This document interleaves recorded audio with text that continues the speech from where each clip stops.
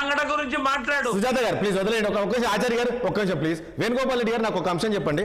ఈ రోజు కేటీఆర్ ఈ రకంగా ఇప్పుడు దీని ప్రధానంగా మనం చూస్తే కేటీఆర్ ఎందుకు కుట్ర పండాలని చూస్తారు, ఎందుకు ప్రభుత్వాన్ని అస్థిరపరచాలని, అసలు ఏంటి ప్రధాన కారణం ఏమై ఉండొచ్చు? కేటీఆర్ కావచ్చు, అదే బీఆర్ఎస్ నేతలు ఈ రకంగా ఎందుకు చేసి ఉండొచ్చు? దీని వెనక ఏం బలమైన కారణం ఏముంటుంది? ఒకటి అక్కడ గెల్లు శ్రీనివాస్ గారు ఉన్నారు, వాళ్ళు ఏమైనా అనుకుని నేను ఒకటి మాత్రం చెప్పదలుచుకున్నాను. గత 10 ఏళ్లలో తెలంగాణ రాష్ట్రం ఏర్పడిన తర్వాత టిఆర్ఎస్ పార్టీగా ప్రభుత్వం ఏర్పాటు చేసింది. 5 ఏళ్ళు ఎవ్వరూ ఏమనలేదు. కొత్త రాష్ట్రము కేసీఆర్ గారికి అవకాశం ఇవ్వాలని చెప్పి మాలాంటి కూడా ఎవరు కూడా మాట్లాడలేదు, సపోర్ట్ కూడా చేసినాం 5 ఏళ్ళు. మళ్ళీ వచ్చిన 5 ఏళ్లకు సంబంధించి అరాచకాలు మొదలైనవి. దాని మీద మేము కూడా మాట్లాడినాం, స్టార్ట్ అయింది. కానీ ఇవాళ పోనీ ప్రజలు తీర్పు ఇచ్చారు, మిమ్మల్ని కాదని కాంగ్రెస్ ప్రభుత్వాన్ని ఎంచుకున్నారు, రేవంత్ రెడ్డి గారు ముఖ్యమంత్రి అయ్యారు. మీరు అయిన రోజు నుంచే ఈ ప్రభుత్వం కూలిపోతుందని ప్రారంభించారు. ఎంత దుర్మార్గం! అట్లా మాట్లాడొచ్చా? ప్రజాస్వామ్యబద్ధంగా ప్రజలు ఎన్నుకున్న ప్రభుత్వం ప్రజలు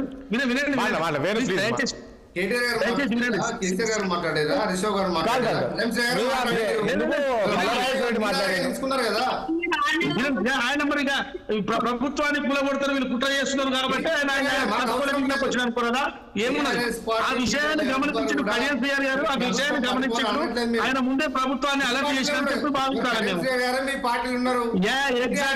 మీరు కరెక్ట్ చెప్పారు. ఆయన అలర్ట్ చేసిండు, ప్రభుత్వాన్ని అలర్ట్ చేసిండు. వీళ్ళు కుట్ర పన్నుతున్నారు, ప్రభుత్వాన్ని కూలగొట్టడానికి కుట్ర పన్నుతున్నారు, వీళ్ళు ప్లాన్ చేసుకొని చెప్పి ఆయన అలర్ట్ చేసిండు. అంటే ఆయనకు ఇష్టం లేదు, ప్రజలు ఎన్నుకున్న ప్రభుత్వాన్ని కూలగొట్టడం ఆయనకు ఇష్టం లేదు. సో ఆయనకు ఇష్టం లేదు కాబట్టి కాంగ్రెస్ పార్టీ చేరినట్టు మీరు భావించవచ్చు. అధికారం యావలేదు 9.5 సంవత్సరాలు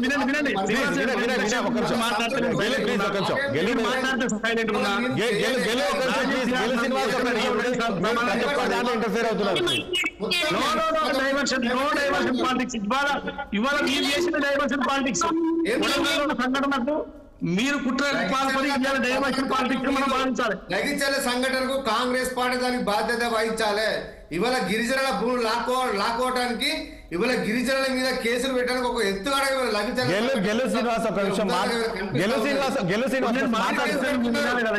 ఇప్పుడు ఎవరి మీద తప్పుడు కేసులు పెట్టి ఏం చేసి మీరే మనసులో కొడుతున్నారు, మీరే దాడులు చేస్తున్నారు, ఎవరు కొడుతున్నారు?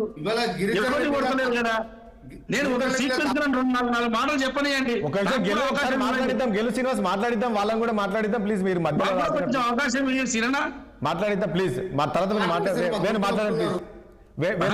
ఎవరు గొంతు బామ్మ మీరు పోసిన గొంతు మాకు తెలియదు, నా జర్నలిస్టులు కూడా వస్తుంది గొంతు. మీరు మాకు మళ్ళా ఇక మాకు గొంతు పోసే కథ చెప్పకండి. అందరికి వచ్చి మాకు ఇంగ్లీష్ అన్నది ఏలేదన్నా ఇప్పటి వరకు 10 ఏళ్ళు అయింది. 10 ఏళ్ళు మాకు ఇండియాకి 10 ఏళ్ళు కావాలన్నా. చాలా జిల్లాలో కూడా జర్నలిస్టులకు మేము పట్టాలి.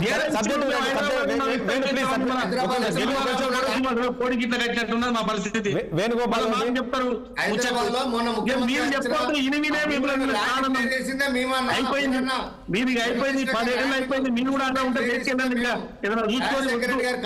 ఉండకండి, దయచేసి చెప్తున్నా మేము ఉండకండి. ఆ పార్టీ ఇంకా లేస్తదేమో ఏం లేవదు, లేవదు. సిరనా నీకు కూడా ఇబ్బంది ఉందన్నా, నువ్వు కూడా బయటికి రా. నా మాట అయిను. నేనేమన్నా అంటే ఒకటి ఎవరికి లేదు, విమర్శించే నేను చెప్పింది మాట నేను ఎంత గట్టిగా మాట్లాడినా ఉత్తరే. నా మాట విను, మాట విను.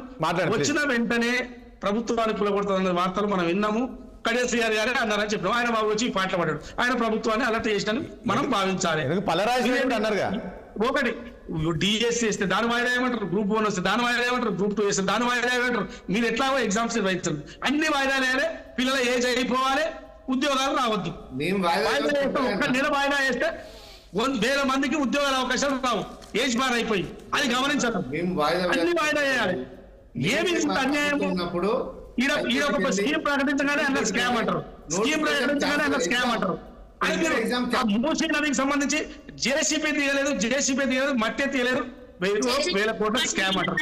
ఏమన్నా ఉంటుందా? అసలు మీకు ఏమైంది? ఎవరు సలహాలు ఇస్తున్నారు మీ పార్టీకి? అరే ఏది చూసినా నెగటివ్. అరే మీరు కొంచెం ఓపిక పట్టండి. 1 సంవత్సరం 2 సంవత్సరాలు మంచిగా టూరిస్ట్ ప్లేస్ తిరగడం అని చెప్పండి మీ నాయకులకు.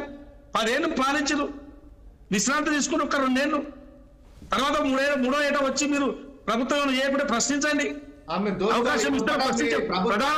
నాలాంటి వాడు ప్రధాన ప్రతిపక్షం ఉండాలని నేను కోరుకుంటా. ప్రధాన ప్రతిపక్షం బలంగా ఉండాలి, మంచి కన్స్ట్రక్టివ్ నిర్మాణంగా విమర్శలు చేయాలి, ప్రశ్నించాలి.